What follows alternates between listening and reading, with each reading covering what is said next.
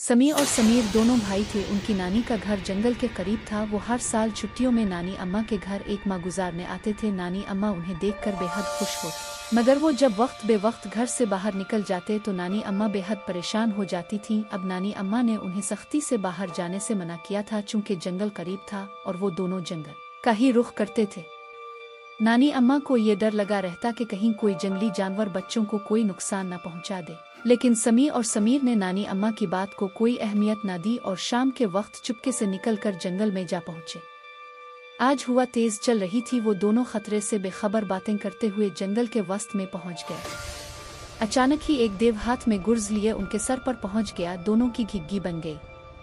साथ ही देव ने एक जोरदार कहकहा लगाया, जिसकी आवाज से आसपास के जानवर भी भाग खड़े हुए। परिंदे अलिफाड़ गए। समी और समीर की तो खौफ से बारी हालत हो रही थी। उन्हें नानी अम्मा की नसीहतें याद आ रही थी, मगर अब तो कुछ नहीं हो सकता था। उन्हें नाफरमानी की सजा मिलनी थी।